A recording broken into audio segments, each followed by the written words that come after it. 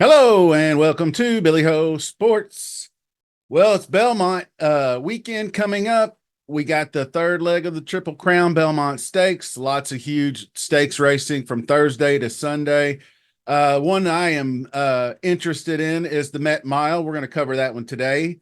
That race is for the 3-year-olds and up, going a mile around the dirt, which is you'll hear a lot of the Wilson Chute is what it is. It's a funky 1.5 turns. I'll show you when we get to the past performances what that looks like.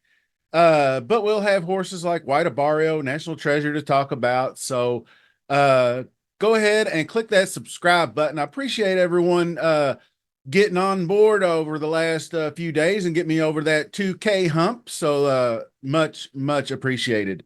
Smash that like button, and any questions or hot takes on this race specifically, leave them in the comments, and let's go ahead and go. Start with number 1, Castle Chaos, trained by Gotham City villain Robert Falcone. Dylan Davis will ride. Second in the grade 2 Carter at Aqueduct, was beaten by another horse in this race called Post Time, which we'll get to shortly. Cleared down the inside lane, but was caught at the wire, and it was odd. You could see how jockey Sheldon Russell ended up going a roundabout way of the 7-horse Super Child there. So this one I think is probably going to be a tall order. Number 2, National Treasure, Bob Baffert, Flavien Prat was to say, was actually in contention after I went back and watched that Saudi Cup in Riyadh. Was pretty much second, tracking Saudi Crown the entire way, and then they both hit that stretch run, and he ran hard down the stretch, but just couldn't hold off those late comers, Senor Buscador and the like. So finished 4th at 9 furlongs. So this is, and won the previously won out front in the Pegasus World Cup to that in the so was beaten in the Breeders' Cup Mile by just a nose by Cody's Wish. I like this spot cutting back to the mile again. He's going to be probably one of the favorites, but one of my favorites as well. So let's get to number 3, Post Time, trained by Brittany Russell and ridden by Russell Sheldon. Russell combos, won his first 4 races as a 2-year-old, then 3 wins and a second place in 4 starts this season. Recent second in the grade 3 Westchester at the Big A was a pretty valiant effort, closing late to get second behind Messier, who's a 5-year-old horse and was a Derby trailer back in 2022. So racing up against older horses, looked really good doing it. Promising colt. Number 4 is Blazing Sevens. Chad Brown is the trainer. Manny Franco will ride. He opened his 4-year-old campaign winning, going a mile at Aqueduct on April 20th, stalking a pretty swift pace, made his move mid-turn, tipped out 6 wide under a drive in the stretch, was able to finally shake loose for a 1-length victory. Should be improving off of that, and looking to hook up with one National Treasure again for maybe that rematch of last year's Preakness, where those two battled down the stretch to the bitter end, and National Treasure got up at the very last second. 5 is Hoist the Gold. Dallas Stewart is the trainer. Johnny V will ride.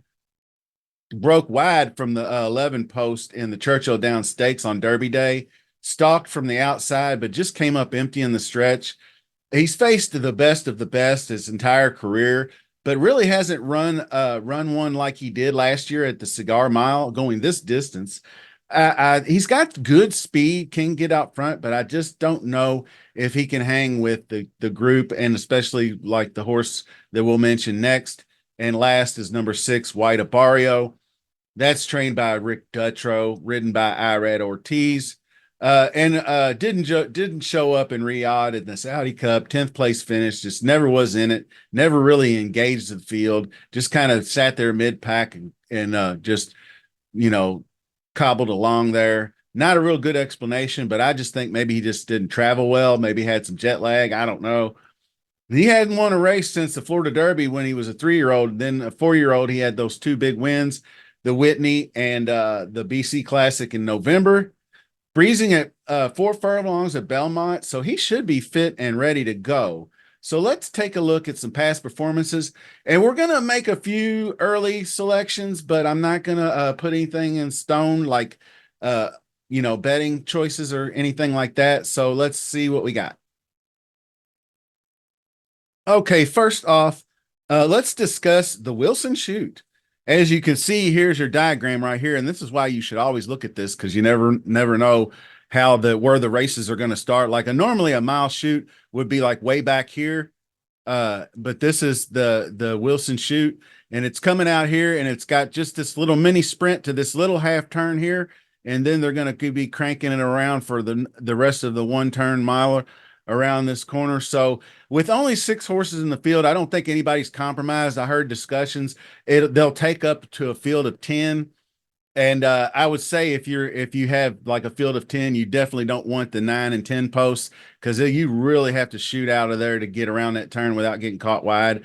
But I think if it's not too blistering, you do not want to be out front for the most part because it's really tough to set a really hot pace here.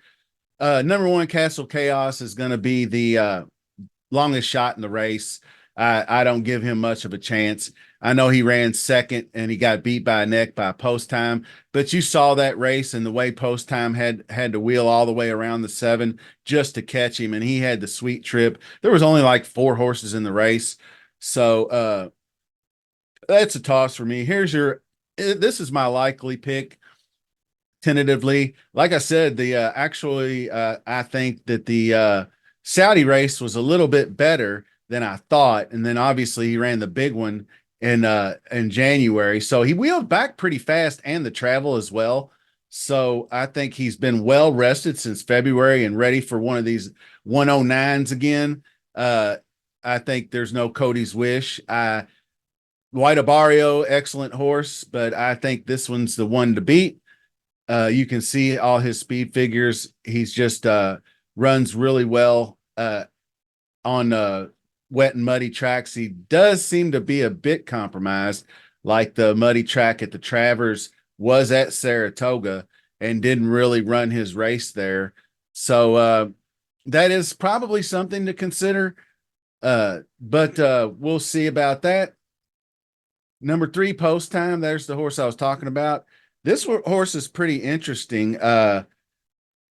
It's not going to be a live long shot. I was hoping to get better odds, but with only 6 horses and one of them is just a outsider. So 7-2 morning line definitely hasn't gone overlooked. Sired by Frosted, who won this race in 2016. So he's got that going for him. The big race against Messier, I think that was I think that race proved that he can handle the big time competition. Ran a 102 Brisnet number and does fare well in the slop, one going away in the Jennings. So at Laurel, so that's a good sign. 17% mud. Remember, I've mentioned this before, and just 487 mud starts. So that's about right. That's pretty good. I like that.